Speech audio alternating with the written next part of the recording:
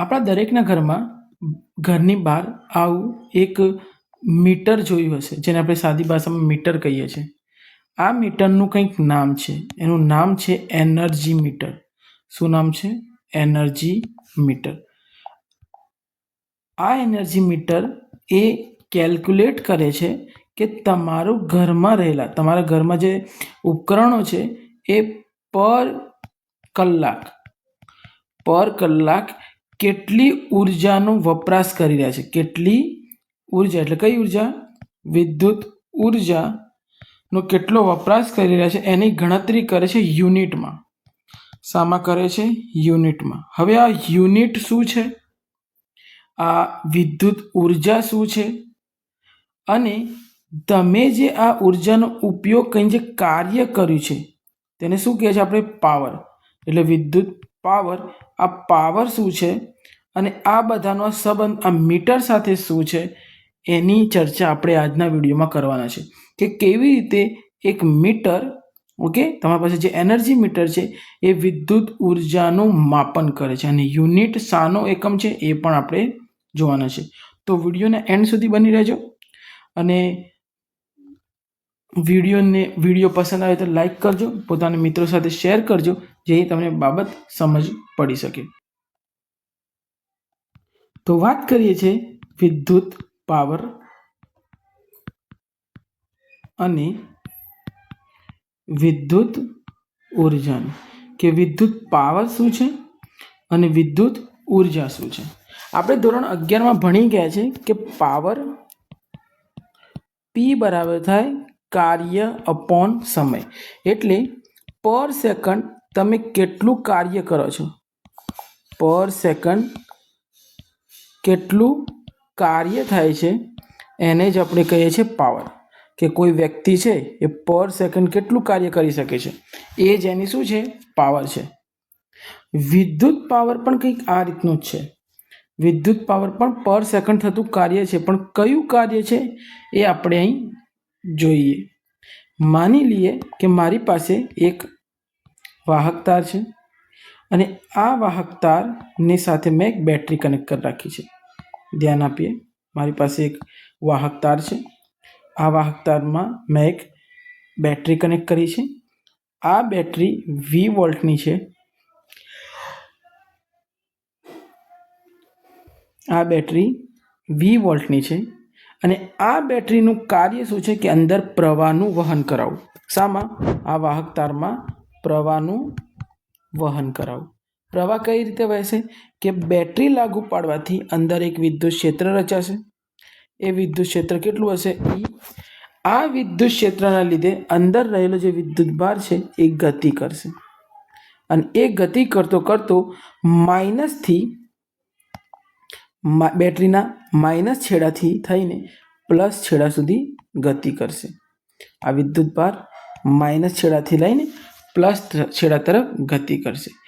મતલબ કે અહીં આ વાહક તારની અંદર, આ જે વાહક તાર છે, આ વાહક તારની અંદર વિદ્યુત ભારને ગતિ કરવા માટે, આ જે વિદ્યુત ભાર છે, આ વિદ્યુત ભારને વાહક તારમાં ગતિ કરવા માટે આ બેટરી દ્વારા કંઈક ઉર્જા આપવામાં આવે છે. આ બેટરી દ્વારા શું આપવામાં આવે છે? ઉર્જા. કારણ કે ઉર્જા આપીશું તો જ આ વાહક તારની અંદર રહેલો વિદ્યુત ભાર છે એ માઇનસ છેડાથી લઈને પ્લસ છેડા તરફ જશે. એ જ એની શું છે? વિદ્યુત ઉર્જા. આ જે વિદ્યુત ઉર્જા છે એ કોણ સપ્લાય કરી રહ્યું છે? અહીં બેટરી. આ બેટરી દ્વારા શું સપ્લાય કરવામાં આવે છે? એક ઉર્જા સપ્લાય કરવામાં આવે છે, જેના કારણે શું થાય છે? આ જે વાહક તારમાં રહેલો જે વિદ્યુત ભાર છે માઇનસથી પ્લસ છેડા તરફ થઈ રહ્યું છે. એનો મતલબ શું થયો કે બેટરી દ્વારા, આપણી પાસે જે બેટરી છે, આ બેટરી આ વાહક તારમાં રહેલો જે વિદ્યુત ભાર છે એને ગતિ કરાવવા માટે કંઈક કાર્ય કરી રહી છે. ખબર પડી? શું કરે છે? આ બેટરી જે છે આ વિદ્યુત ભારને વહન કરાવવા માટે શું કરી રહી છે? કાર્ય કરી રહી છે. શું કરી રહી છે? કાર્ય. અને આ જે કરેલું કાર્ય છે કોના બરાબર થશે? આ લાગુ પાડેલ વિદ્યુત સ્થિતિમાનના તફાવત મુજબ, મતલબ કે માની લો કે અહીં વી તફાવત, મતલબ વીબી વોલ્ટેજ છે અને અહીં વીએ વોલ્ટેજ છે, તો અહીં આપણે સિમ્પલ એમ કહી શકીએ છીએ કે વિદ્યુત સ્થિતિમાનનો જે તફાવત છે વીએ માઇનસ વીબી એ કરેલ કાર્ય કોના પર, એકમ વિદ્યુત ભાર પર કરેલા કાર્ય જેટલો થશે. અહીં શું થઈ રહ્યું છે, બેટરી શું કરી રહી છે, ઇલેક્ટ્રોન એટલે કે વિદ્યુત ભાર પર કાર્ય કરી છે, અને કાર્ય શું છે કે અંદર રહેલો જે વિદ્યુત ભાર છે એ અંદર ગતિ કરી શકે -થી પ્લસ છેડા તરફ.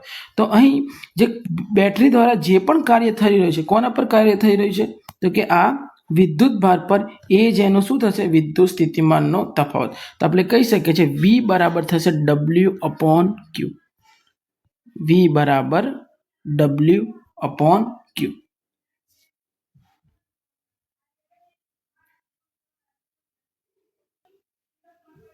જો હું આમાંથી W ને કરતા કરું તો આ થશે V × Q. હવે આ સમીકરણની અંદર કિંમત મૂકીએ તો આ થશે P બરાબર V × Q/T. અને આપણને ખબર છે કે આની અંદર અગર વિદ્યુત ભારનું વહન થઈ રહ્યું છે, હવે આવો એક વિદ્યુત ભાર તો હશે નહીં, આવા અસંખ્ય હશે, તો માની લો કે આની અંદર કુલ વિદ્યુત ભાર છે કેપિટલ Q. એટલે આપણે લઈ લઈએ કુલ વિદ્યુત ભાર માટે કેટલા લઈ લઈએ, કેપિટલ Q. તો અહીં પર કુલ વિદ્યુત ભાર કેટલો, કેપિટલ Q, કારણ કે બધા પર એક સમાન જ કાર્ય કરવું પડશે, કારણ કે અંદર વહેતા વિદ્યુત ભારો પણ અંતર કેવું કાપવાના, સરખું, એટલે બધા પર સરખા પ્રમાણમાં કાર્ય કરવું પડશે. તો અહીં આપણે એમ કહી શકીએ છીએ કે પ્રવાહ કેટલો રચાવાનો, I, કારણ કે અહીં જે વિદ્યુત ભારો છે એ સરખા સમયમાં સરખું અંતર કાપવાના. તો આપણે કહી શકીએ છીએ I બરાબર Q/T. તો આ થશે P બરાબર V × I. આ સૂત્રને એમ કહી છે P બરાબર V × I, જે તમારું વિદ્યુત પાવરનું સૂત્ર છે, વિદ્યુત પાવરનું સૂત્ર છે. અને એકમ શું થશે, એનો એકમ થશે વોટ. શું થશે, વોટ. હવે જો આ સૂત્રને થોડું મોડિફાઈ કરીએ તો હજુ પણ આપણે એમાં લખી શકીએ, આપણને ખબર છે કે V બરાબર થાય IR. શું થાય, V બરાબર IR. તો P બરાબર થશે IR મલ્ટીપ્લાય બાય R, તો થશે P બરાબર I² × R. શું થશે, I² × R. અને એક બીજું સૂત્ર કયું આવ્યું, P બરાબર V × I. આ બીજું સૂત્ર આપણને ખબર છે I બરાબર શું થાય, અગર V બરાબર IR થાય તો I બરાબર શું થાય, V/R. તો ફરીથી આની કિંમત મૂકીએ તો P બરાબર V²/R. એક આ સૂત્ર. આ સૂત્ર ત્રણેય, આ 1, 2 અને 3, આ ત્રણેય સૂત્ર પાવરના સૂત્ર છે. શાના સૂત્ર છે, પાવરના, એટલે વિદ્યુત પાવરના.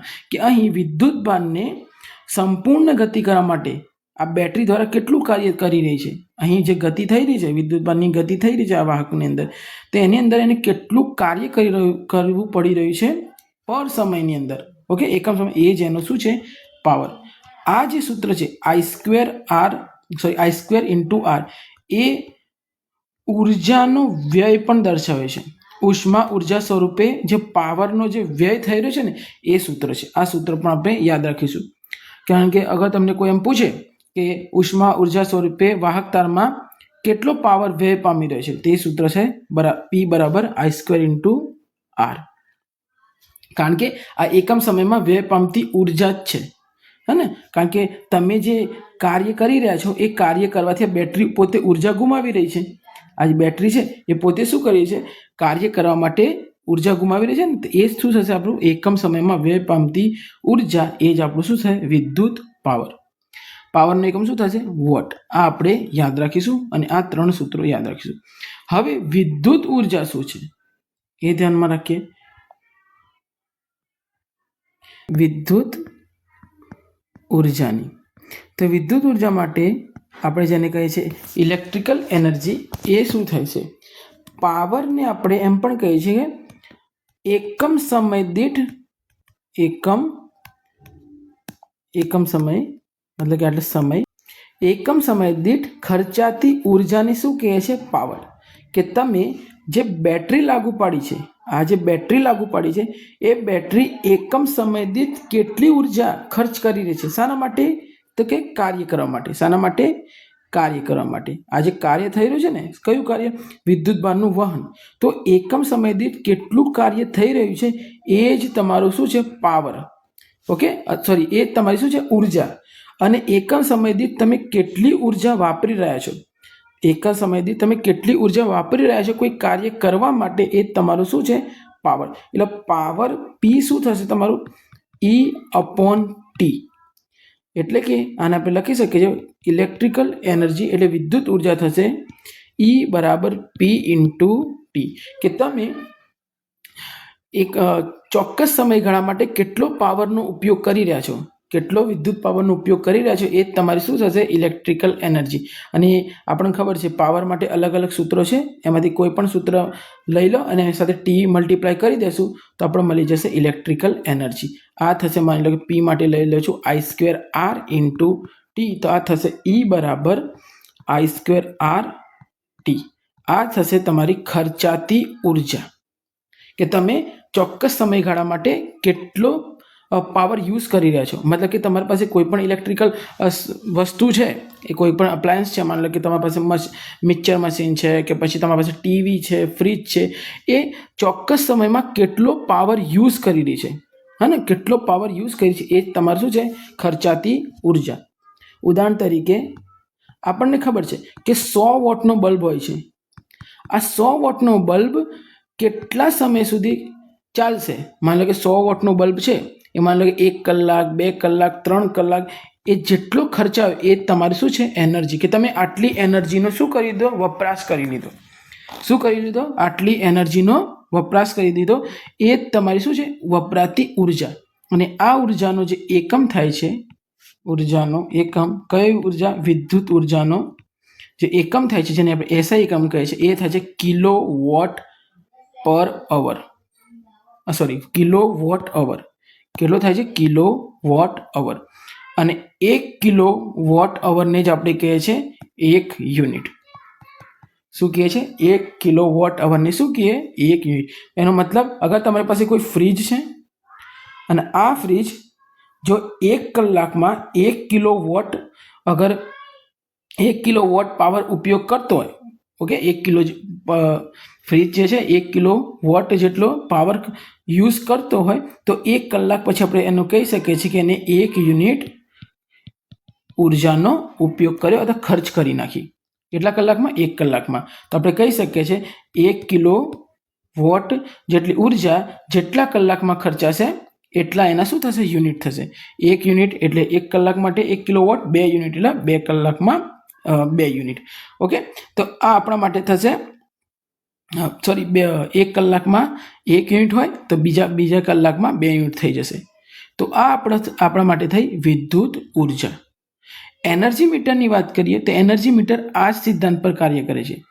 એનર્જી મીટર એ જોવે છે કે તમારા ઘરનું જે અપ્લાયન્સ છે, આ માની લો કે મિક્સર જે છે, એ મિક્સર 1 કલાક ચાલવા માટે કેટલી ઉર્જા ખર્ચશે. માની લો કે આનો છે 100 વોટ. 100 વોટ તો ના, માની લો 1000 વોટનો, 1000 વોટમાં બધું થઈ ગયું. માની લો કે એનો જે પાવર છે એ 500 વોટનો છે. કેટલો? 500 વોટ. એટલે પર આવર એ 500 વોટ ખર્ચ કરી શકશે. તો આના માટે આપણે ઉર્જા ગણીએ તો આ થશે 500 ગુણ્યા સમય કેટલો? 1 કલાક. તો આ થશે 500 વોટ અવર. કેટલો છે? 500 વોટ અવર. અને કિલોવોટમાં કન્વર્ટ કરવું હોય તો આ સંખ્યાને તમે 1000 વડે ભાગી નાખો તો આ થશે 500 ભાગ્યા 1000 અને ગુણાકારમાં 1 કલાક, તો આ થશે 0.5 કિલોવોટ અવર. એનો મતલબ કે આ અડધો યુનિટ વાપરશે. કેટલો યુનિટ ઉર્જા વાપરશે? અડધો યુનિટ ઉર્જા વાપરશે જો આ 1 કલાક સુધી ચાલે તો. આ બાબત થઈ આપણી શાની? વિદ્યુત ઉર્જા અને વિદ્યુત પાવરની. અને આપણું જે મીટર છે બસ આ સિદ્ધાંત પર કાર્ય કરે છે. શું કરી રહ્યું છે કે તમારા ઘરની અંદર જે પણ અપ્લાયન્સ છે એ અપ્લાયન્સ પર સેકન્ડ પર કલાક કેટલી ઉર્જા વાપરી રહી છે, ને તમારું જે પણ અપ્લાયન્સ છે, ટીવી છે, ફ્રીજ છે, રેફ્રિજરેટર છે કે કોઈ પણ સાધન, ઓકે, એ પર કલાક કેટલી ઉર્જા ખર્ચ કરી રહ્યું છે એ જ એનું શું છે? વિદ્યુત ઉર્જા. ઓકે, તો આઈ હોપ તમને આ વિડીયો સમજણ પડી હશે. જો વિડીયોમાં તમને કોઈ પણ પ્રકારનો ડાઉટ હોય તો તમે મને કોમેન્ટમાં પૂછી શકો છો.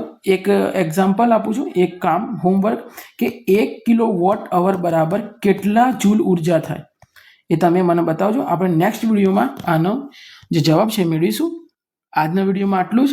તમને આ વિડીયો પસંદ આવ્યો હોય તો પ્લીઝ તમે મારી ચેનલને સબસ્ક્રાઈબ કરજો, પોતાના મિત્રો સાથે શેર કરજો અને નેક્સ્ટ વિડીયો મળીએ છીએ. Thank you. Good bye.